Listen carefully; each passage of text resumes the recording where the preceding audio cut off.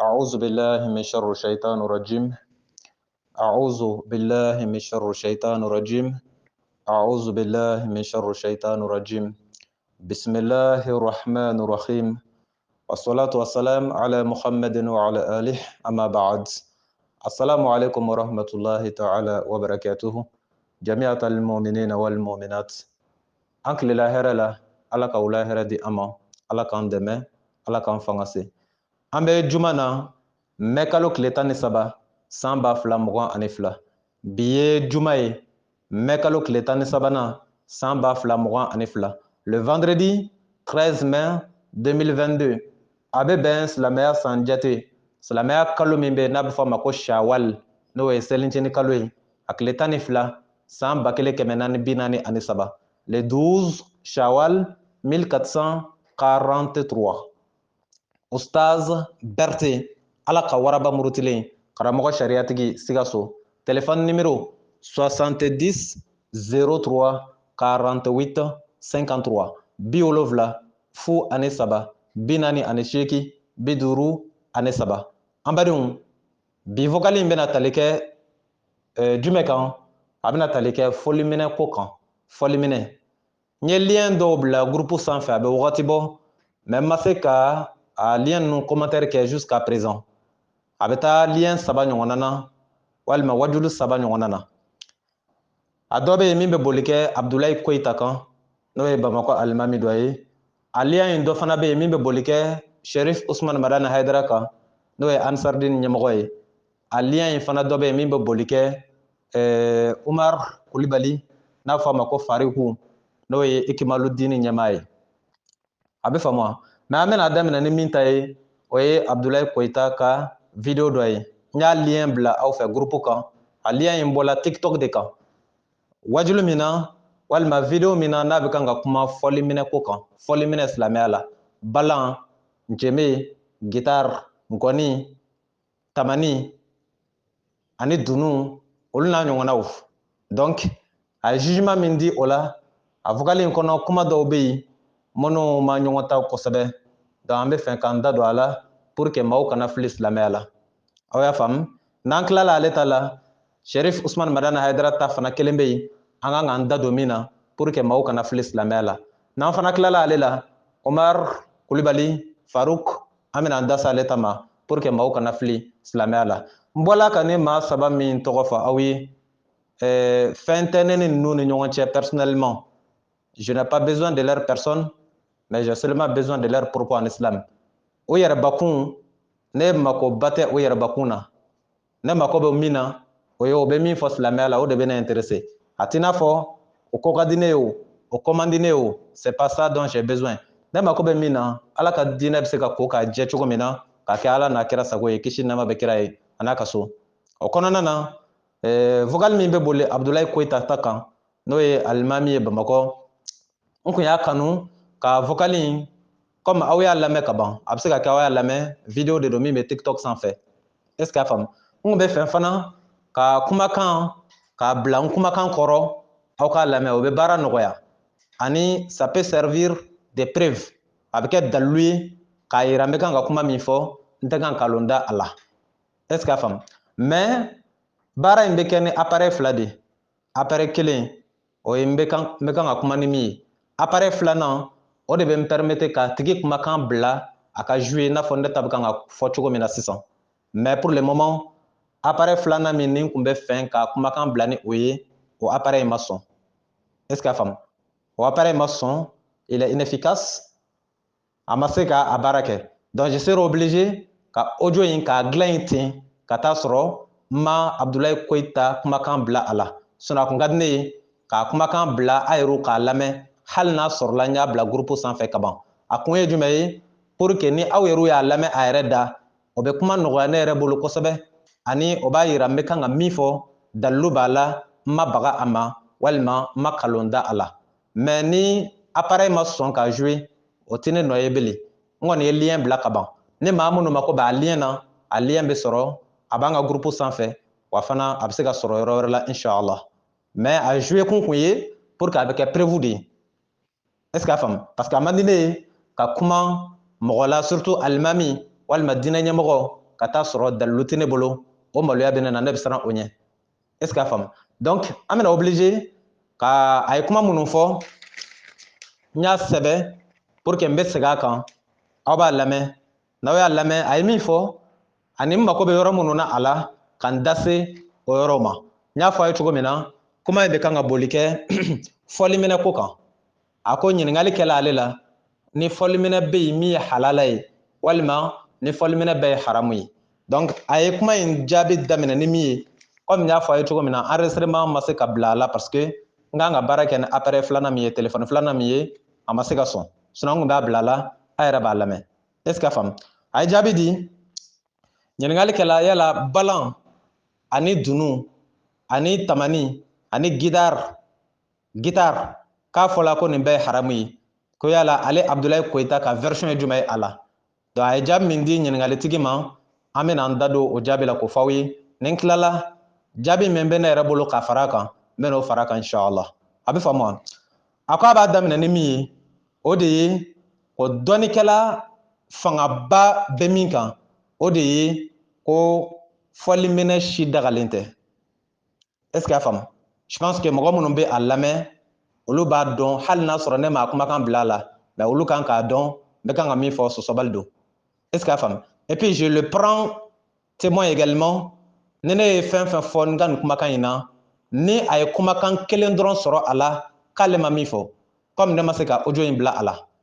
est ce que a faamu donc n'a ye kumakan kelen sɔrɔ a la kelen dɔrɔn ko ne ye min fɔ k'ale m'a fɔ o fɔcogo la donc il a le droit de réponse droit b'a bolo a kan jaabi et puis a k'a dɔn fana m'a dabɔ a kama k'a kumakan bayɛlɛma ou bien ka fɛn dɔ fɔ a ma min fɔ m'a dabɔ o kama n kɔni vu que vocal ma se ka jouer min kɛ n ye biki de ta ka a ye min fɔ k'a lamɛn k'a sɛbɛ sɛbɛ ka bila donc n bɛ kuma na sisan n bɛ k'a sɛbɛlen de lajɛ k'a fɔ aw ye a y'a fɔ cogo min na o kun ye jumɛn ye pour que a ye min fɔ n kana na ɲinɛ dɔ kɔ ou bien n kana na dɔ fɔ fɔcogo dɔ la a ma min fɔ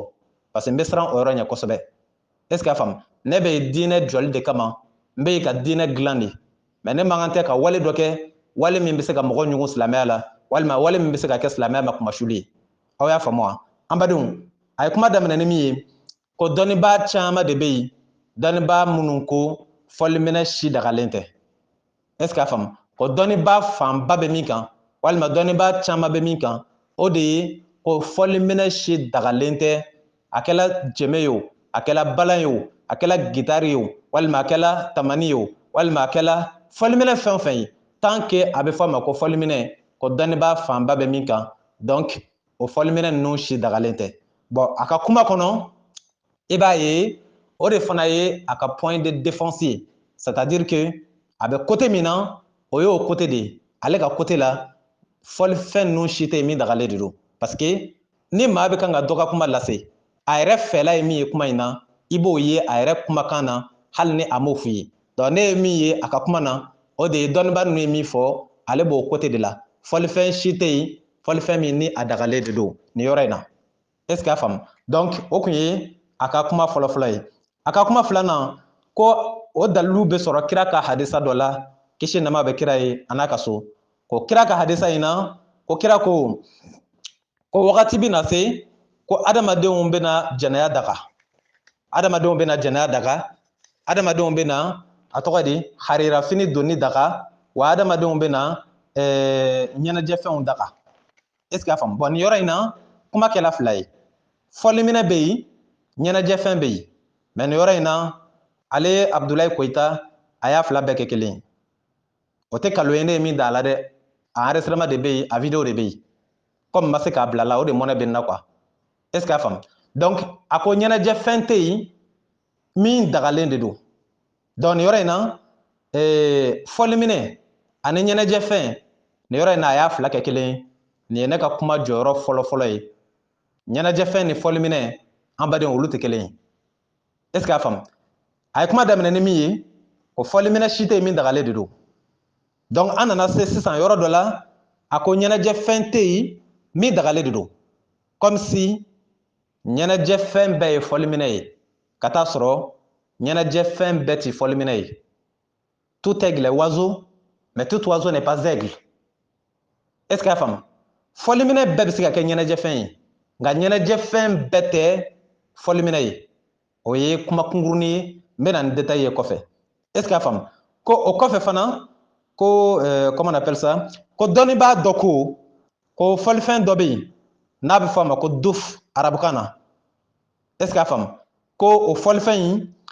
ko ni furu sera an ka furusiriw la ko o fɔlifɛn in bɛ daga musow damaw ka fɔlifɛn in fɔ ka tigɛrɛ fɔ o ni ɲɔgɔn cɛ ka nisɔndiya ko mais o bɛ daga condition min na o ye a ka taa sɔrɔ furusiri don o kɔrɔ ye jumɛn ye ni furusiri tɛ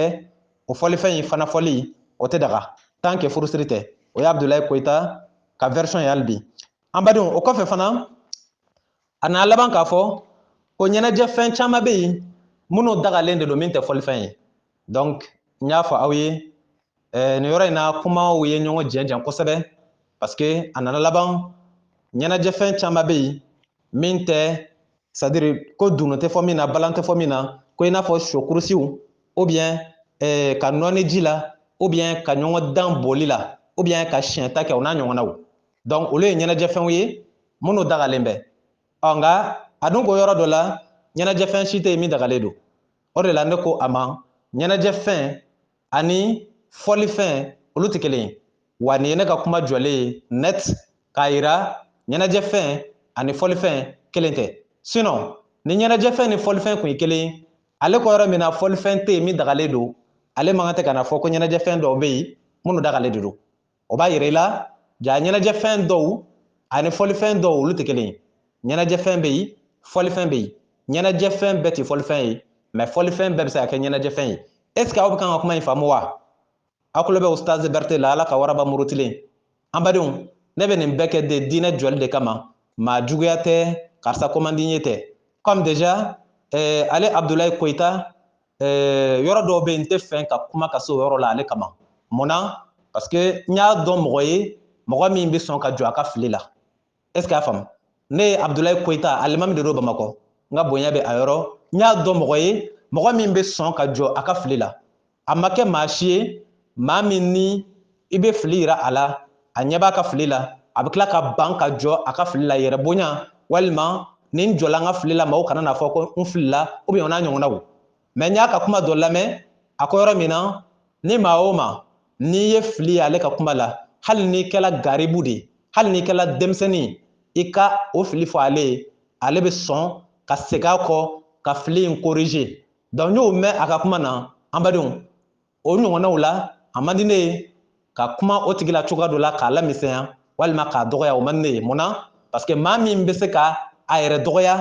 maa min b'a yɛrɛ bonya a ka kan o tigi ka bonya silamɛya la parce que a y'a yɛrɛ dɔgɔya ka ban yɛrɛ dɔgɔya ye jumɛn ye i sɔnnen ka jɔ i ka fili la o b'a yira i sɔnna i ka jɔnya ma i sɔnna k'i ye jɔnden ye i bɛ se ka fili wa hali ne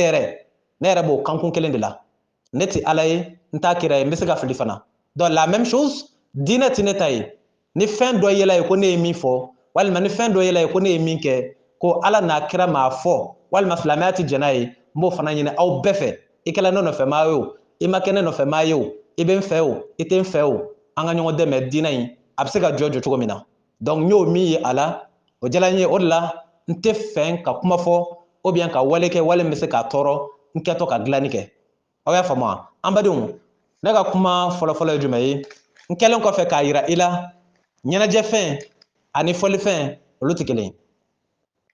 i y'a faamu wa i y'o yɔrɔ faamu fɔlɔ wa wala o kuma fila de ye ɲɔgɔn jɛn ale ka kumaw la parce que a y'a yira k'a fɔ ɲɛnajɛ fɛn tɛ yen min dagalen don a tilala ka na yira k'a fɔ fɔlifɛn tɛ yen min dagalen don n'est-ce pas mais a nana laban k'a fɔ ko ɲɛnajɛ fɛn dɔw bɛ yen ɲɛnajɛ fɛn dɔw bɛ yen fɔli tɛ kɛ minnu na i n'a fɔ soboli i n'a fɔ natation ka nɔni kɛ ji la ou bien siɲɛtaw k'olu bɛɛ dagala ko olu ma haramuya mais olu bɛɛ dagala olu ma haramuya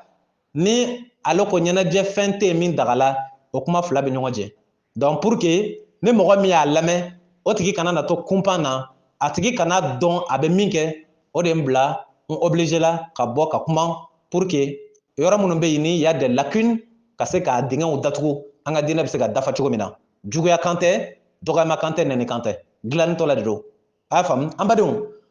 o ye point fɔlɔfɔlɔ ye ɲɛnajɛ fɛn bɛɛ ni a tɔgɔ de ye fɔlifɛn bɛɛ olu tɛ kelen ye a bɛ faamu wa kuma jɔyɔrɔ fɔlɔfɔlɔ ye jumɛn ye a ye jaabi di ko dɔnniba caman bɛ min kan k'o de ye ko fɔlifɛn si tɛ yen min dagalen don o y'a ka point numéro 1 ye n kɛn bɛ ka min sɛbɛn a y'a faamu wa ko fɔlifɛn si tɛ yen min dagalen don a kɛla jɛmɛ ye o walima a kɛla duni ye o walima a kɛla balan ye o a kɛla gitari ye o ɲɛnajɛfɛn tɛ yen ko min dagalen don ko dɔnniba caman bɛ min kan est ce que a bɛ kan ka faamu donc a ye dalilu kɛ jumɛn ye o la an badenw a ko dalilu la ko ka da kira ka kuma dɔ kan kisi nama bɛ kira ye a n'a ka so o kira ko wagati dɔ bɛna se adamadenw bɛna jɛnɛya daga wagati dɔ bɛna se adamadenw bɛna harirafini donni daga wagati dɔ fana bɛna se adamadenw bɛna a tɔgɔ di ɲɛnajɛfɛnw daga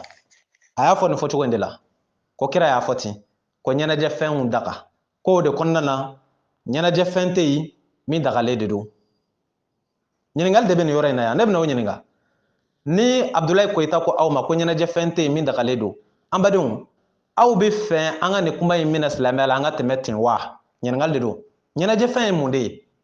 ne k'i ma ɲɛnajɛfɛn ani fɔlifɛn kelen tɛ an ka fɔlifɛn ninnu an k'olu ta to yen fɔlɔ nin ye kilasi fila de ye D classe D catégorie est-ce que a faamu la première catégorie ce qu'on appelle les moyens de distraction ou bien les moyens de divertissement en anglais the tools of entertainment. Les moyens de distraction, se distraire avec certains moyens. Au moyen obéi. Est-ce qu'il y a femme? Deuxième catégorie, c'est ce qu'on appelle les instruments de musique. Folimineux. Catégorie kelente fladou. Nyana fin, ane folimine. Ya femme. Donc, ni ale a fɔ nin fɔcogo la ko ɲɛnajɛ fɛn tɛ yen min dagalen don nin fɔcogo la an badenw ni nin hadisa in kɛla can ye i b'a ye hadisa ani kuranɛ o bɛna ɲɔgɔn sɔsɔ i bɛ kan ka faamu wa ni hadisa in n'a fɔla nin fɔcogo la tan n'an y'an ɲɛ tugu a kan ko ɲɛnajɛ fɛn tɛ yen min dagalen don ɲɛnajɛ fɛn n y'a f'i ye cogo min na fɔlifɛn ninnu an k'olu to yen balan ni jɛmɛ ni tunu ni fɛn ninnu an ka ninnu bɛɛ to yen an ka ɲɛnajɛ fɛn ta a bɛ fɔ mun de ma ko ɲɛnajɛ fɛn fɛn jumɛn de bɛ min b'i ɲɛnajɛ fɛn min bɛ yen n'a b'i nimisi wasa n'a bɛ i hakili lafiya a bɛ fɔ de ma ko ɲɛnajɛ fɛn an badenw a bɛ ɲɛnajɛ parce que a b'i ni lafiya a ka di ni ye o de ye ɲɛnajɛ fɛn ye n'est-ce pas o ni fɔlifɛn tɛ kelen an ka fɔlifɛn to yen ne mako bɛ ɲɛnajɛ fɛn de la fɛn min b'i ɲɛnajɛ fɛn min b'i ka di ni ye fɛn min b'i nimisi wasa i y'a faamu wa comme déjà a yɛrɛ ye kuma in corriger ka ban o de bɛ ne kuma diya parce que a taara dɔw di dugu ma i n'a fɔ sɔkurusiw k'o da ka mɛn yara o kɔni tɛ fɔlifɛn ye n'est-ce pas o tɛ fɔlifɛn kɔni ye a ye natation fɔ ka nɔni kɛ ji la k'o da ka mɛn y'a dɔn o tɛ fɔlifɛn kɔni ye mais a ko k'o da ka mɛn o de b'a yira i la ko ja fɛn dɔw dagalen bɛ nisɔndiyafɛn na ɲɛnajɛfɛn na min tɛ fɔlifɛn ye ne ka kuma b'o nɔfɛ n bɛ fɛ k'o tɔ de appuyer comme déjà kumaw ye ɲɔgɔn jɛn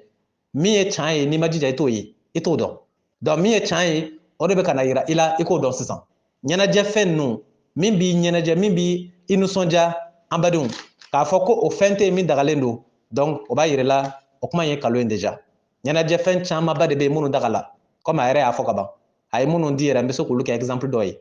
a ye soboli di n'est-ce pas a ye kurusi fɔ n'est-ce pas donc n bɛna min fara o kan hali mɔgɔ furumuso i furumuso b'i ɲɛnajɛ o tiɲɛ wa kalon i furumuso b'i ɲɛnajɛ furucɛ i furumuso b'i ɲɛnafin bɔ wa a t'i ɲɛnafin bɔ a b'i ɲɛnafin bɔ est-ce que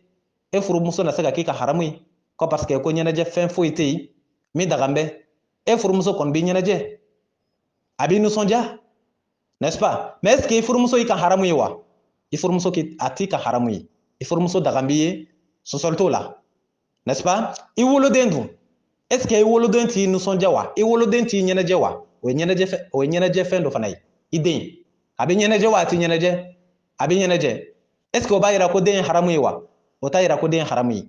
ɲininkali de don i kunna nafolo wari a b'i ɲɛnajɛ wa a t'i ɲɛnajɛ n'i y'a dɔn ko wari b'i kun i bɛ nisɔndiya wa i t'i nisɔndiya i bɛ nisɔndiya nka n'i y'a dɔn ko hali sini nasɔngɔ t'i bolo i bɛ nisɔndiya wa ou bien i bɛ nisɔngoya de i bɛ nisɔngoya munna parce que sini nasɔngɔ t'i bolo ja o b'a yira i la ja wari yɛrɛ b'i ɲɛnajɛ o wari b'i ɲɛnajɛ n'a b'i kun i bɛ nisɔndiya nka n'a t'i kun i bɛ dimi munna parce que i b'a dɔn n'a t'i kun ça va pas la même chose i ka buganw misi caman mana k'i bolo a b'i nisɔndiya wa a t'i nisɔndiya a bɛ ɲɛnajɛ n'i ɲɛ dala i ka misiw kan misi kɛmɛ fila i bɛ nisɔndiya wa i tɛ nisɔndiya i bɛ nisɔndiya mais est ce que o de b'a yira ko o ɲɛnajɛ fɛn in n'o ye misiw ye n'o ye baganw ye est ce que o b'a yira ko ye haramu ye wa o t'a yira ko ye haramu ye an badenw so kɛmɛ fila mana k'i bolo so n'i y'a ye i bɛ nisɔndiya wa i tɛ nisɔndiya i bɛ nisɔndiya est ce que o b'a yira i la ko o nisɔndiya fɛn in n'o ye bagan ninnu ye est ce que o ye haramu ye wa o tɛ haramu ye ni sagaw b'i bolo ni misiw b'i bolo ni ɲɔgɔmɛw b'i bolo o bɛɛ tɛ nisɔndiya fɛn ye wa o ye nisɔndiya fɛn ye n'est-ce pas donc o b'a yira i la ja fɛn caman de b'i k'i bolo fɛn minnu b'i nisɔndiya fɛn minnu b'i ɲɛnajɛ mais ka taa sɔrɔ fɔlifɛnw tɛ donc kuma in man kan tɛ k'a fɔ ko nisɔndiya fɛn tɛ yen min dagalen don o ye filiba de ye est ce que a faamu o ye fili cɛjuguba de ye k'a fɔ ko nisɔndiya fɛn tɛ yen walima ɲɛnajɛ fɛn tɛ yen min dagalen don ça c'est hors sujet ɲɛnajɛ fɛn camanba de bɛ yen minnu dagala nafolo dagalen de don nafolo ɲuman n'est-ce pas kuranɛ y'o fɔ sɔsɔli t'o la i furumuso dagalen de don kuranɛ y'o fɔ sɔsɔli t'o la i ka buganw sɔsɔli t'o la o bɛɛ b'i ɲɛnajɛ i yɛrɛ woloden b'i ɲɛnajɛ sɔsɔli t'o la donc nin kun ye yɔrɔ fɔlɔ ye an bɛ fɛ ka min corriger alimami ka kuma la Abdulayi Koyita ni a ko ɲɛnajɛ fɛn tɛ yen min dagalen don donc ɲɛnajɛ fɛn camanba de bɛ yen minnu dagala maintenant n'an bɔra ɲɛnajɛ fɛnw na an bɛna se jumɛn ma an bɛna se fɔlifɛnw de ma sisan est ce que a faamu donc maintenant o fɔlifɛn ninnu na a ye hadisa kelen in de fɔ ko waati bɛna se ko nisɔndiyafɛnw bɛna daga bon o kuma in o bɛ ne dabali ban kosɛbɛ comme si kira tile la nisɔndiyafɛn kun tɛ yen comme si kira tile la ɲɛnajɛfɛn kun tɛ yen bon hadisa ninnu n t'a dɔn ninnu bɛ fɔ ka taa sanse min fɛ ne yɛrɛ t'a dɔn a bɛ ne perdu de quoi ne ko kira ko wagati dɔ bɛna se ko nisɔndiyafɛnw bɛna ko adamadenw bɛna nisɔndiyafɛnw daga ou bien ka ɲɛnajɛfɛnw daga mais kira tile la kuranɛ kɔnɔ ɲɛnajɛfɛn caman de bɛ kuranɛ kɔnɔ olu tun bɛ yen i yɛrɛ bɔra ka exemple dɔ di ko soboli dagala o kɛra depuis kira tile yala o ye ɲɛnajɛfɛn dɔ ye e dun ko kira ko diɲɛ laban mana se ou bien wagati dɔ bɛ se adamadenw bɛna ɲɛnajɛfɛnw haramuya plutôt ko bɛna ɲɛnajɛfɛnw daga o bɛna ɲɛnajɛfɛnw daga ɲɛnajɛfɛn caman de tun bɛ yen minnu dagalen don kira tile la mais ni kuma fɔla nin fɔcogo la a kana k'i ɲɛkɔrɔ i n'a fɔ kira tile la ɲɛnajɛfɛn foyi kun tɛ yen min dagala donc c'est trop paradoxal quoi n t'a dɔn n'a bɛ kan ka faamu et puis nin de bɛ diinɛ compliqué maa yɛrɛ bolo parce que i t'a dɔn i bɛ taa fan min n'a fɔra i ye ko kira ko don dɔ bɛna se ko adamadenw bɛna ɲɛnajɛfɛnw daga o bɛ mun yira i la o b'a yira i la en d'autres termes kira tile la ɲɛnajɛfɛn foyi kuma daga kira tile la n'est-ce pas soboli jɔn de y'o fɔ de natation ka nɔni kɛ ji la jɔn de y'o fɔ k'o dagan bɛ n'a kun dagan tɛ kira tile la o bɛ fɔ bi ka kurusi kɛ a fɔra ko kira yɛrɛ n'a muso kisi nɛɛma bɛ kira n'a ka so k'o tun bɛ ɲɔgɔn dan boli la o ye nisɔndiya o ye ɲɛnajɛfɛn ye wa o tɛ ɲɛnajɛfɛn ye o ye ɲɛnajɛfɛn ye mais a fɔra ko kira yɛrɛ y'o kɛ mais n'e nana ko don dɔ bɛna se ko adamadenw bɛna ɲɛnajɛfɛnw daga comme si kira tile la ɲɛnajɛfɛnw kuma daga mais c'est trop paradoxal la aw tɛ k'a jateminɛ wa donc an tɛ se k'an daje an ka diinɛ ka nin kɛcogoya la adamadenw ka kabakoya diinɛ yɛrɛ kɛli la ka t'u dɛsɛ ka taa o b'a kɛ cogo min na o yɛrɛ t'a dɔn trop troublé donc comme ça peut pas continuer ni nin kɛla diinɛ ko bɛ dabila de o ka t'i kɛ n'i ye diinɛ minɛ dɔrɔn i yɛrɛ t'a dɔn i bɛ taa fan min ɲɛnajɛfɛn caman de bɛ yen kira tile la minnu kun dagan bɛ donc kira bɛna fɔ cogo di ko don dɔ bɛna se ko adamadenw bɛna ɲɛnajɛfɛnw daga ka taa sɔrɔ ale yɛrɛ kira ye ɲɛnajɛfɛn caman daga a ma nafolo daga nafolo ɲuman o tɛ ɲɛnajɛfɛn dɔ ye o ye dɔ ye furumuso ma daga wa o tɛ ɲɛnajɛfɛn dɔ ye o ye dɔ ye i yɛrɛ woloden dun i ka buganw dun donc bref n b'a ɲini aw fɛ vraiment kuma ninnu a ka jateminɛ ka ɲɛ quoi n'a ma jateminɛ ka ɲɛ aw bɛ maa caman fili dɛ aw bɛ diinɛ in yɛrɛ kɛli gɛlɛya maa caman bolo parce que ne ko ko ɲɛnajɛfɛn foyi tɛ yen min dagan bɛ c'est comme mumin n'i kɛra mumin ye ka ban e kɔni na to ɲɛ bisi la fo ka t'i sasa c'est comme n'i kɛra mumin ye action foyi tɛ yen walima moyen foyi tɛ yen i bɛ se ka min kɛ k'i yɛrɛ nisɔndiya pour se distraire les moyens de divertissement ka fɛn dɔ kɛ min bɛ se k'i nimisi wasa tuma dɔ la n'o bɛɛ yirali la k'o bɛɛ ye haramu ye o tuma na o diinɛ de kɛna maa minɛ c'est vrai diɲɛ ye mumin ka kaso ye mais kaso min de don n bɛna expliquer i bɛna faamu i y'a faamu wa kaso min de don diɲɛ kan ka kɛ mumin ka sɛbɛkɛyɔrɔ de jijakɛyɔrɔ kulonkɛkɛyɔrɔ tɛ o bɛɛ bɛ faamu mais ni n tilala ɲɛnajɛfɛn ninnu na ani a tɔgɔ di fɔliminɛ ninnu na n bɛna o tɔ d'i ma i b'o faamu i y'a faamu wa an badenw an bɛ fɔliminɛw de la ko dɔnnibaa caman bɛ yen minnu ko fɔliminɛ tɛ yen min dagan bɛ bon Abdoulaye Koita o min fɔla ni i y'o dɔnnibaw ye yɔrɔ min na a f'u ye k'o ma can fɔ dɛ ɲɛnajɛ fɛn tɛ yen walima an ka fɔli minɛ ta parce que an tilala ɲɛnajɛ fɛn na a y'a danfara dɔn dɛ les moyens de distraction et les instruments de musique tout aigle est oiseau mais tout oiseau n'est pas aigle sɛgɛ bɛɛ ye kɔnɔ ye mais kɔnɔ bɛɛ tɛ sɛgɛ ye fɔli minɛ ninnu o bɛɛ bɛ se ka kɛ nisɔndiya fɛn ye nka nisɔndiya fɛn walima ɲɛnajɛ fɛn bɛɛ tɛ fɔli minɛ ye aw bɛ kan ka faamu wa fɔli minɛ a bɛɛ bɛ se ka kɛ nisɔndiya fɛn ye ɲɛnajɛ fɛn nka ɲɛnajɛ fɛn bɛɛ tɛ fɔli minɛ ye ɲɛnajɛ fɛn dɔw bɛ yen olu tɛ fɔli minɛ ye i y'o faamu wa sisan an tilala ɲɛnajɛ fɛnw na an bɛ fɔli minɛw na sisan spécialement les instruments de musique fɔli minɛw donc a ko dɔnnibaa caman de bɛ yen minnu ko fɔli minɛ tɛ yen min dagan bɛ c'est comme si fɔli minɛ bɛɛ ye haramu ye fɔli minɛ bɛɛ ale ka fɔ la Abdoulaye Koita sans aucune exception vous n'avez fait aucune exception i ma exception foyi k'a la a ko de ye ko dɔnnibaa caman bɛ yen minnu ko fɔli minɛ tɛ yen min dagan bɛ o kɔrɔ b'a jira fɔli fɛn bɛɛ ye haramu ye a kɛla balan ye o a kɛla ntunu ye o a kɛla a tɔgɔ de gitari ye o a kɛla fɛn fɛn ye tant que fɔli fɛn don hali n'i y'i ka dumunikɛ tasa kɛ fɔli fɛn ye o b'a jira k'o fana haramuyara donc Abdoulaye Koita o kuma in ni sababa ma bɛn n'est-ce pas dɔnnibaa minnu y'o fana f'i ye o fana dɔnnibaa o ma can f'i ye o kuma in ni sababa ma bɛn il faut appeler le chat par son nom i y'a faamu wa can kuma can ye can de wulu tɔgɔ o ye wulu de ye jakuma fana ye jakuma ye il faut appeler le chat par son nom n'est-ce pas o dɔnnibaa minnu y'a fɔ ni i basé olu ka dalilu kan o dalilu ma ɲɛ k'a kun kɛ min ye n bɛ n'o f'i ye i sɔmina yɔrɔnin dɔ la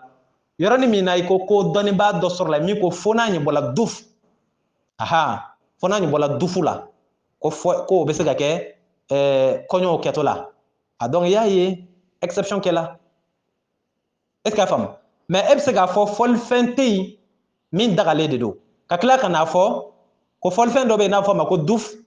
n'o ye tambourin en français le tambourin a jɛmilama de don ou bien a dunulama de don n'est-ce pas ne ko ko kɔɲɔ kɛtɔ la k'a fɔla ko k'o fɔ ko musow ka tɛgɛrɛ fɔ u dama ni ɲɔgɔn cɛ k'o dagan bɛ mais e dun ko fɔlifɛn tɛ yen min dagalen don fɔlifɛn tɛ yen min dagalen don mais i tilala ka na fɔ fɔlifɛn dɔ bɛ yen n'a fɔ a ma ko dufu arabukan na k'o dagan bɛ o tuma na dufu tɛ fɔlifɛn ye dɛ dufu in fɔlifɛn don wa fɔlifɛn tɛ fɔlifɛn don ni fɔlifɛn don e ye koko dɔnnibaa caman ko ko fɔlifɛn foyi tɛ yen min dagalen don foyi 0% hali u ma exception k'a la mais ne nana fɔ ko duf n'o ye a tɔgɔ de tambourin ye k'o dagan bɛ musow k'a fɔ mariage kɛtɔ la o tɛ kuma fila ye o ye kuma fila ye an badenw ne bɛ kan ka kuma min kan o ye n y'a ka audio min lamɛn n y'a ka video min lamɛn n bɛ kan ka kuma o de kan mais ni dalilu bɛ maa min bolo k'a fɔ fɔlifɛn foyi tɛ yen min dagalen de don silamɛya la fɔ jusqu'à preuve du contraire fɔ n'i nana n'o dalilu ye tuma min n'o tɛ an bɛ nɔ min na bi j'ai contredit le point de vue a point de vue n y'a contredit can tɛ k'a fɔ fɔlifɛn tɛ yen min dagalen don o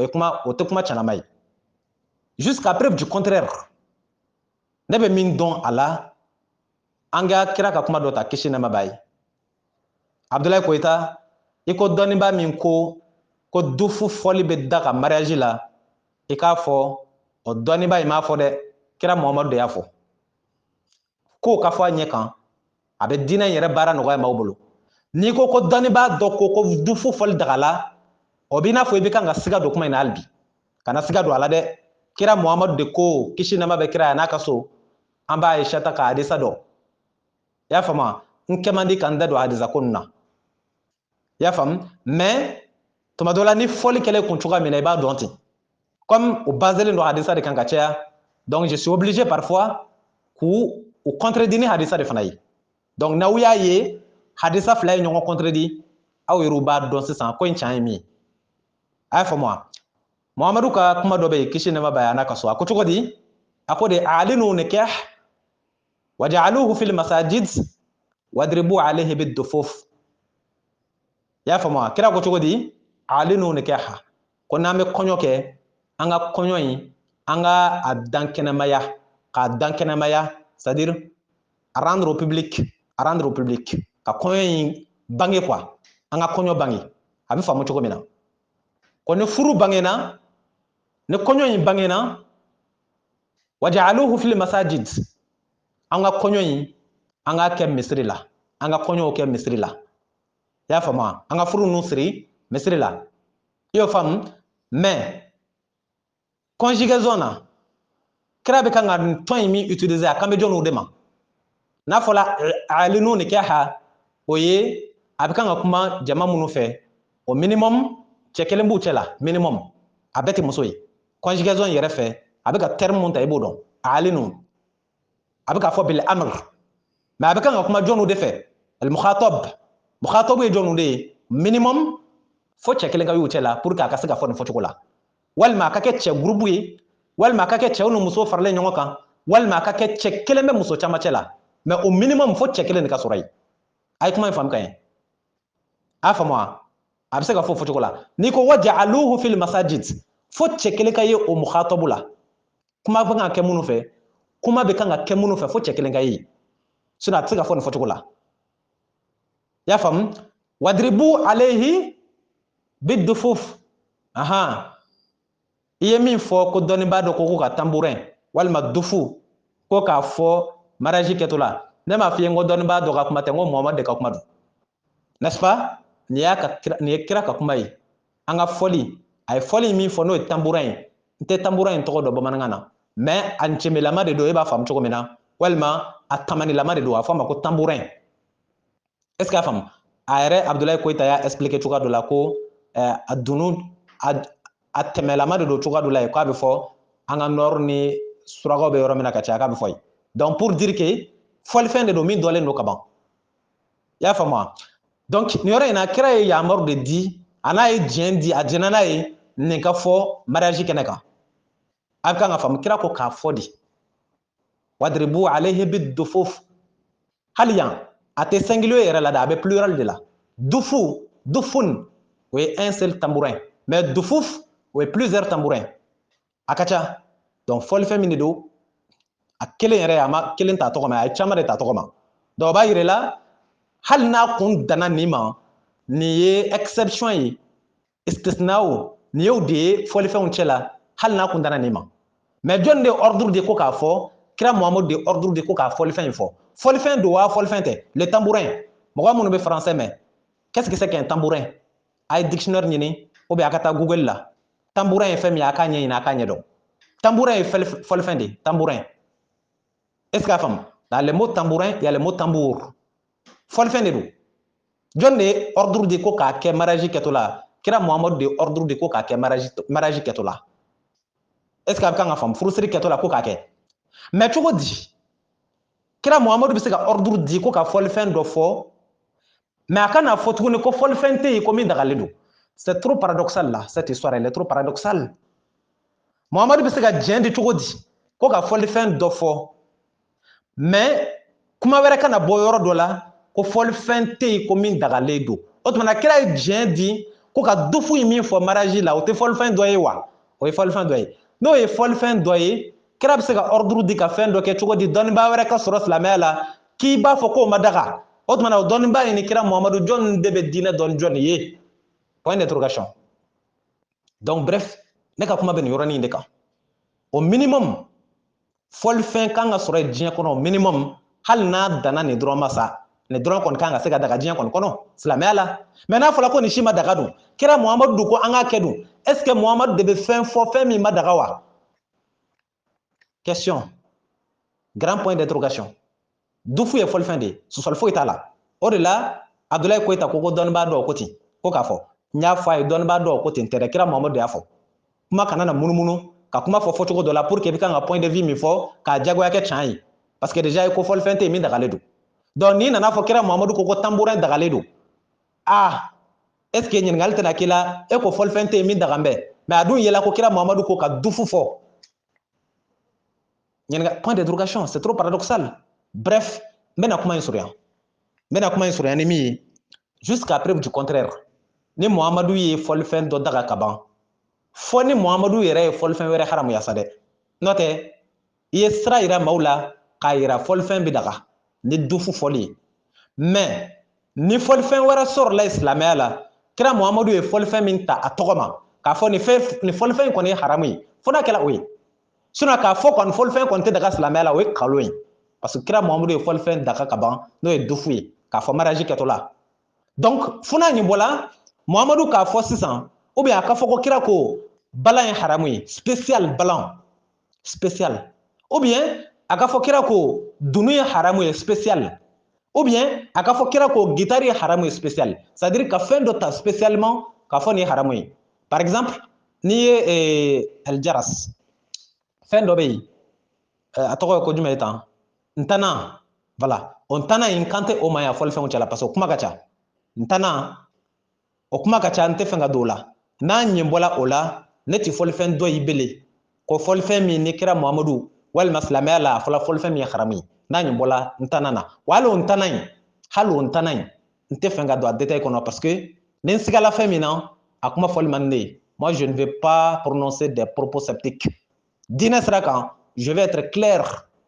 dans mes propos et non des propos ambigus ka kuma dɔw fɔ kuma minnu bɛ mɔgɔ bila fila fila na o man di ne ye donc ne bɛ n ta fɔ direct de la i yɛrɛ k'a dɔn jumɛn don jumɛn tɛ donc ntana na an k'o bɔ a la fɔlɔ n'est-ce pas mais n tɛ se ka décision ba di ma ntana ko la an k'o to yen mais n'a ɲɛ bɔla ntana na a balan o walima ncɛmɛ ou bien tambourin n bɔla ka min f'i ye walima tambour ou bien guitare ne tɛ prévu dɔn nin si la silamɛya la ko kira muhammadu ye nin haramuya yɔrɔ dɔ la n t'a prévu dɔn mais ni hadisa in dɔrɔn de b'u bolo o k'a dɔn can t'u bolo dɛ ni ɲɛnajɛ ko don n y'o f'i ye ka ban ɲɛnajɛfɛn caman kira muhammadu y'a daga ɲɛnajɛfɛnw ni fɔlifɛn ko don n bɔla ka tambourin ta f'i ye tile bɛɛ n'a fɔlifɛn de don tile bɛɛ ni a fɔlifɛn don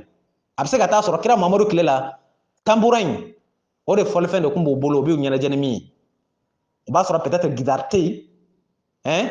piano tɛ yen voilà mais anw bɛ tile min na o caman de bɔ la fo dalilu de ka di k'a fɔ kira ko haramu don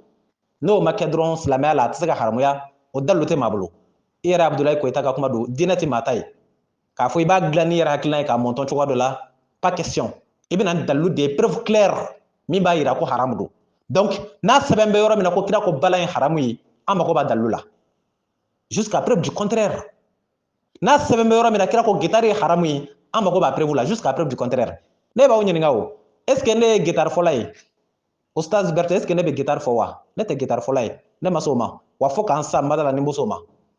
ne ka ci ma ban ka s'o ma est ce que ne ye balan fɔla ye wa ne tɛ balan fɔla ye mais mun na ne bɛ kuma nin kumacogo la comme si ne yɛrɛ ye guitariste ye parce que diinɛ ye can kɛnɛ de ye ni min ma haramuya i tɛ se ka diyagoya k'i b'o haramuya avec preuve faible o tɛ se ka kɛ o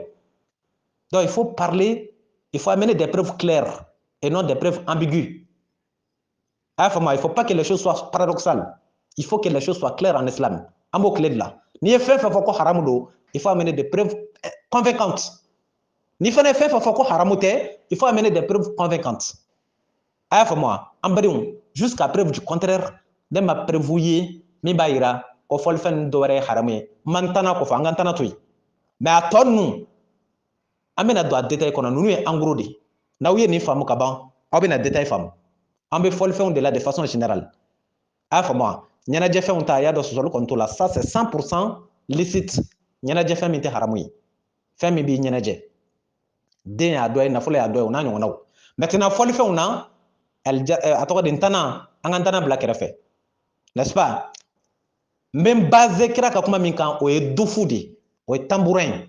a y'o fɔli daga n'a y'o fɔli daga o b'a yira i la fɔlifɛn bɛ daga silamɛya la sɔsɔli t'a la n'est-ce pas maintenant a ka kuma mun mana kɛ sisan n'a ye fɔlifɛn dɔ ta tɔgɔ ma k'a fɔ nin fɔlifɛn ye haramu ye i n'a fɔ balan ou bien jɛmɛ ou bien dunu o n'a ɲɔgɔnnaw n'o kuma bɛ min bolo diinɛ na an mako b'a dalilu la k'a bɛ fɔ ko nin tɛ daga nin tɛ daga nin tɛ daga da dɔrɔn tɛ se ka fɛn haramuya il faut amener des preuves la a bɛ fɔ ma il faut amener des preuves a kana an ka diinɛ kɛ i n'a fɔ cɛtiri quoi ou bien k'an ka diinɛ kɛ n'i donna la dɔrɔn i sala comme ça ne montre pas la belle image de l'islam a t'i n'a fɔ an bɛ fɛn dɔ daga pour que ka mɔgɔw don silamɛya la o fana tɛ o mais i fana tɛ se ka fɛn dɔ harama ka silamɛya fana kogoya mɔgɔw ye c'est pas possible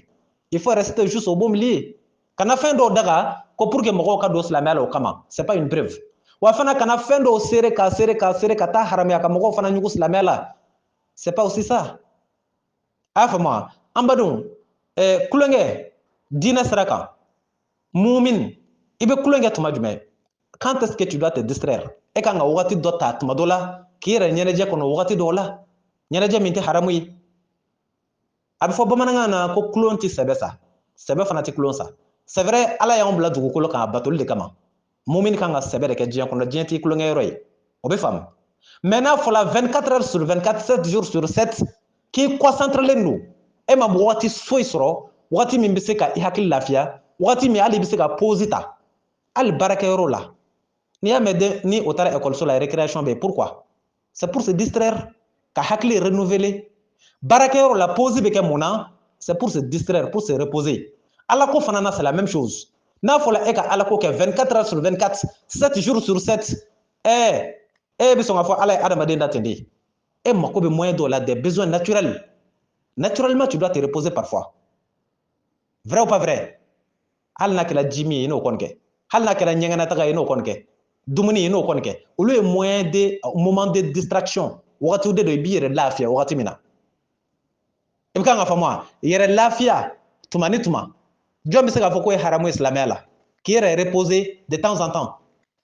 N m'a fɔ k'i cida kɛ kulonkɛ ye diɲɛ kɔnɔ dɛ, n kan t'o ma. Mais tuma ni kelen kelen k'i yɛrɛ lafiya diɲɛ kɔnɔ, dɔnnibaa jumɛn bɛ yen k'i bɛ se k'o haramuya? Yɛrɛ lafiya tuma ni kelen kelen. O tɛ se ka haramuya o, c'est pas possible. Donc an badenw, diɲɛlatigɛ ye mumini ka sɛbɛkɛyɔrɔ o ye tiɲɛ ye. Nka min bɛ sɛbɛ in fana diya i bolo, o ye tuma ni kelen kelen. I ka ye i bɛ kan k'i hakili lafiya tuma ni kelen kelen. Fa kana na wuli i la. Sinon n'i concentre la 24 heures sur 24, 7 jours sur 7, n'i ma diya fa bɛ don i la dɛ. Ni Ala ko sɛbɛ don, Mali kɔnɔ yan, ne hakili la ne de bɛ se k'o fɔ maa ye, maa tɛ se k'o fɔ ne ye. Ne ka Ala ko sɛbɛ sela niveau dɔ la, hali tuma dɔ la ka yɛlɛ a ka gɛlɛn ne ma. Hali ka yɛlɛ tuma dɔ la a ka gɛlɛn ne ma. Hali tuma dɔ la ka sigi ka dumuni kɛ, Ala b'a dɔn tuma dɔ la a ka gɛlɛn ne ma. Ne ka Ala ko sɛbɛ sela niveau min na. Jango ka taa se ko n bɛ balontan yɔrɔ la, ou bien carte bɔ yɔrɔ la, o ye ne ye tellement n ye sɛbɛ min don diinɛ in na. Est ce que a faamu? Waati dɔ bɛ se ka se a bɛ kɛ la i mako b'a la k'i yɛrɛ lafiya, mais i bɛ se k'i jija Ala kɔfɛ toujours. Mais ça ne veut pas dire que yɛrɛ lafiya in ye haramu ye, ça n'a rien à voir. A y'a faamu wa? An badenw, an ka taa kuranɛ kɔnɔ. Chapitre 57, verset 20. Kuranɛ, suran 57, aya 20. Kuranɛ, suran 57, aya 20. Chapitre 57, verset 20. أعوذ بالله من شر الشيطان الرجيم. ألقوا اعلموا أنما الحياة الدنيا لعب ولهو وزينة وتخافر بينكم وتكاثر في الأموال والأولاد.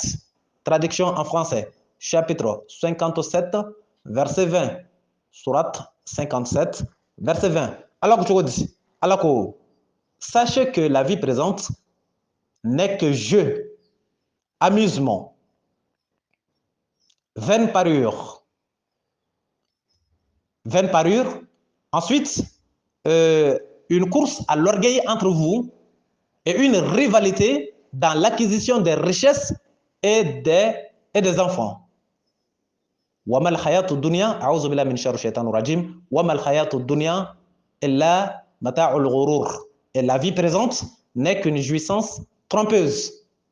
Mais fenga mufiya kulonti sebesa sebeti kulosa mumini kanga sebere ke diɲɛ kɔnɔ Ala ko la, c'est vrai. Mais waati ni kelen kelen mun ni bɛ olu waati nin kɛ k'i yɛrɛ lafiya k'i yɛrɛ ɲɛnajɛ min tɛ haramu ye, an badenw o waati kunkurunin tɛ se k'i ka Ala ko tiɲɛ cogoya si la, c'est pas possible. Parce que munna a pourcentage man bon, c'est comme 30 minutes sur 24 heures.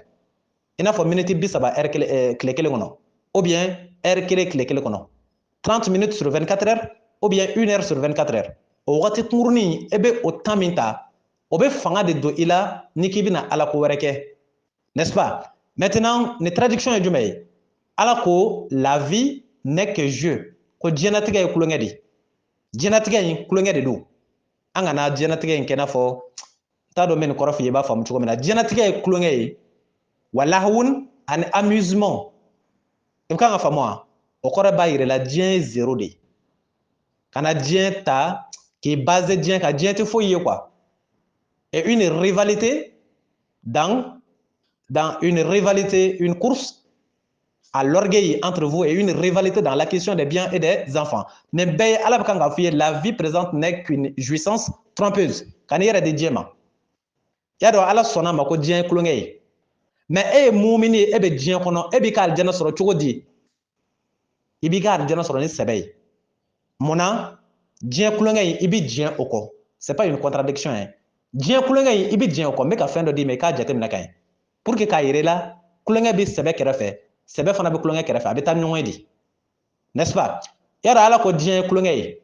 i n'a fɔ diɲɛ ye kulonkɛ yɔrɔ ye n'est-ce pas donc diɲɛ ye kulonkɛ yɔrɔ ye mais e mumin est ce que e bɛ se ka alijana sɔrɔ kulonkɛ sira kan wa ayi i bɛ alijana sɔrɔ sɛbɛ de sira kan mais e sera ka sɛbɛ kɛ cogo di diɲɛ kɔnɔ alors que diɲɛ de ye kulonkɛ yɔrɔ ye ɲininkali de don yɔrɔ ala ko diɲɛ kulonkɛ yɔrɔ de c'est à dire que c'est trop éphémère c'est une jouissance trompeuse a b'i nɛgɛ nɛgɛ k'i bila i b'i ja dɔrɔn direct i bɛ taa kaburu kɔnɔ k'i ka nafolo to k'i ka wari to yen donc c'est que sûr diɲɛ ye kulonkɛ yɔrɔ ye diɲɛ ye zéro ye mais diɲɛ n'a zéroya bɛɛ e sera k'i jija ka sɛbɛ k'a kɔnɔ ka alijana sɔrɔ e ye sɛbɛ kɛ cogo di kulonkɛ yɔrɔ la e ye sɛbɛ kɛ cogo di kulonkɛ yɔrɔ la ala ko kulonkɛ yɔrɔ don mais e sera k'i jija fo ka sɛbɛ kɛ e ye sɛbɛ kɛ kulonkɛ kɛrɛfɛ n'est-ce pas i y'a dɔn diɲɛ ka kalonya ye ma se ka e bali ka alijana kɔni sɔrɔ donc c'est vice versa i fana bɛ sɛbɛ min kɛ diɲɛ kɔnɔ i bɛ wagatini kunkurunin min ta ka baro kɛ ni muso ye walima i bɛ wagati kunkurunin min ta k'i yɛrɛ ɲɛnajɛ 30 minutes 1 heure de temps o fana tɛna se ka i bali i ka ala ko de la 100% n bɛ fɛ k'o de f'i ye kulonkɛ ma se k'i ka sɛbɛ bali cogo min na parce que diɲɛ ye kulonkɛ yɔrɔ ye mais i y'i débrouiller k'i débrouiller fo ka sɛbɛ kɛ fo ka alijana sɔrɔ i y'a dɔn kulonkɛ m'i ka sɛbɛ bali donc la même chose e bɛ wagati kunkurunin min fana ta k'i b'i yɛrɛ distraire n'a ye sira min tɛ haramu ye o fana kɛli tɛ se ka i bila k'i ka bɔ ala fɛ ou bien k'i dɛsɛ k'i ka alijana sɔrɔ c'est pas possible pourcentage dɔ de don a fɔra i ye mumin kana i yɛrɛ di diɲɛ ma kana diɲɛ kɛ c'est à dire kana i ka wagati bɛɛ kɛ kulonkɛ la par exemple an bɛ silamɛya niveau min na sisan mɔgɔ kan ka i yɛrɛ distraire tuma jumɛn n'i tilala sɛbɛ la n'i ye sɛbɛ caman kɛ i bɛ wagatini kunkurunin ta k'i yɛrɛ lafiya an k'a fɔ yɛrɛ lafiya yɛrɛ nisɔndiya mais anw bɛ tile min na sisan n'i ye silamɛya ta k'a lajɛ i bɛ taa sɔrɔ silamɛya bɛ degun kɔnɔ n bɛ kan ka na par exemple alimami ka kuma bɛ yɔrɔ min kan a bɛ se ka kɛ a ɲɛ bɛ nin yɔrɔ dɔ de la o ye jumɛn ye yan ala ko a bɛ niveau min na a mako bɛ baara de la parce que mun na ala ko ma kɛ ka ɲɛ yan donc ne yɛrɛ tuma dɔ la ni ne ye mɔgɔ ye a bɛ kan ka marasi bon ou bien ka balon tan ou bien ka nisɔndiya fɛn dɔ kɛ a bɛ ne kabakoya tuma dɔ la n b'a fɔ haramu dɔ fɔlɔ la an k'o to yen fɔlɔ mais a bɛ ne kabakoya mun na ni ne ye silamɛya lahalaya lajɛ k'a tigi lajɛ a bɛ kan k'a yɛrɛ nisɔndiya ne bɛ ɲininkali kɛ ne b'a fɔ nisɔndiya kan ka kɛ tuma min na i ye baara de kɛ n'i ye ala ko caman kɛ i bɛ wagati kunkurunin ta k'i yɛrɛ lafiya o tɛ wa o nisɔndiya in ne tɛ haramu ye mais ala ko hakɛ min ma kɛ n'o nisɔndiya k'o bɛ kɛ franchement a kan ka maa gan i kamana na quoi o exemple ye jumɛn ye i bɛ baara caman de kɛ ka sɔrɔ ka pause ta mais maa min ko ale bɛna pause ta ka sɔrɔ a ma baara foyi kɛ dun e b'o tigi bila min donc yan silamɛya kɛbaga ninnu caman bɛ ten ala ko bɛ retard min na o t'o lajɛ dɛ o bɛ t'u jɔ ko balontan o bɛ t'u jɔ ko marasibon o bɛ t'u jɔ ko danbɔ o bɛ t'u jɔ ko nisɔndiya walima ɲɛnajɛ ka taa sɔrɔ ala ko bɛ niveau min na baara caman ma se ka k'a kɔnɔ fɔlɔ n t'a dɔn n'a bɛ kan ka kuma in faamu i kan ka sɛbɛ caman de kɛ ka sɔrɔ k'i yɛrɛ lafiya mais yan yɛrɛ lafiya caman de bɛ kɛ ka taa sɔrɔ sɛbɛ ma kɛ c'est le contraire o yɛrɛ lafiya qualité silamɛya b'o contraire silamɛya b'o contre de la ka sɛbɛ to yen ka kulonkɛ silamɛya b'o de contre la sinon silamɛya m'a fɔ i kana kulonkɛ dɛ wagatinin bɛ wagati la i bɛ se k'i yɛrɛ distraire mais ka sɛbɛ de to yen diinɛ lahalaya lajɛ ba in ala ko ni minnu ma kiiri tigɛ ni kuranɛ ye olu ye kafiriw de ye en temps normal mali la yan ne bɛ kabakoya o la n'a sɔrɔ n'o tilan bɛ ala ko in na fɔlɔ ka taa tuuru se balontan ma n'a sɔrɔ n'o tilan bɛ ala ko in na fɔlɔ ka taa tuuru se kariti bon ou bien marasi bon ma quoi vu que sɛbɛ ma ban a y'a faamu wa ni minnu ma kiiri tigɛ ni kuranɛ ye olu ye kafiriw ye marasi bɔla e tilala o la fɔlɔ balontanna e kun ye silamɛ ye e bɛ kan k'i nisɔndiya don o don o la balontan sport karate art marasibɔ danbɔ kuranɛ dun bɛ kasi la ni minnu ma kiiri tigɛ ni kuranɛ olu ye kafiriw ye e ma solution ɲini o la donc sɛbɛ ma kɛ tu as opté pour le jeu i tɛmɛna kulonkɛ fɛ donc silamɛya b'o kulonkɛ qualité de contre la i ma tila sɛbɛ la k'i bɛ kulonkɛ o tɛ kɛ yan n'est-ce pas silamɛya b'o de contre la a y'a faamu mais mɔgɔ min ni a y'a dɔn a ye ala ko caman kɛ a ye sɛbɛ caman kɛ mais il a pris seulement 30 minutes ou bien 1 heure de temps pour se distraire hein ka wagatinin dɔ ta dɔrɔn k'a yɛrɛ lafiya silamɛya tɛ se k'o kɛ contraire ye plutôt silamɛya tɛ se ka o haramuya o tigi kan aw kan ka kuma faamu wa donc bref kuma in tun bɛ ɲɛnajɛ ani fɔlifɛn fɔlifɛn ta ye min ye o fɔla aw ye ka ban a bɛ faamu wa ɲɛnajɛ fana ta ye min ye o fana fɔla aw ye ka ban donc je pense que l'essentiel a été dit et nous les attendons an b'u kɔnɔ ni dalilu wɛrɛ b'u bolo min ka girin ni nin ye n'o fana kɛla o y'a damana kuma de mais n ye min mɛn n ye baara kɛ n'o de ye a ka audio min bɛ n bolo a ka video min bɛ n bolo n ye baara kɛ ni o de ye n'est-ce pas ni kumakan wɛrɛ b'u bolo min ka girin ni nin bɛɛ ye o k'o fana da kɛnɛ kan pour que diinɛ in can a bɛ dɔn cogo min na a bɛ faamu an b'a jɔ nin yɔrɔ in na n'an tilala nin na Sherif Usman Madani Haidara ale fana ta dɔ bɛ yen an bɛna an da se min ma n'o bɔla yen Omar Kulubali Faruk an bɛna an da se o fana ma parce que an b'o de wagati la sisan il faut que synthèse ka ye sa dɔ kɛla kuma ninnu na mais kuma jumɛn de y'a ye jumɛn t'a ye an b'o de niveau la fo can de ka bange kɛnɛ kan a bɛ faamu wa an ka diinɛ kana kɛ kuma caman fɔ yɔrɔ ye n'est-ce pas an b'a jɔ yan Ustaz Berete ala ka waraba murutilen karamɔgɔ sariyatigi Sikaso téléphone numéro 70 03 48 53 70 fu ani saba 48 53 a bɛ faamu a bɛ vocal a b'a partager pour que o b'a lamɛn cogo min na n'a min ma sɔn yɔrɔ min ye bɛɛ bisimilalen don wasalamu alaikum warahmatullah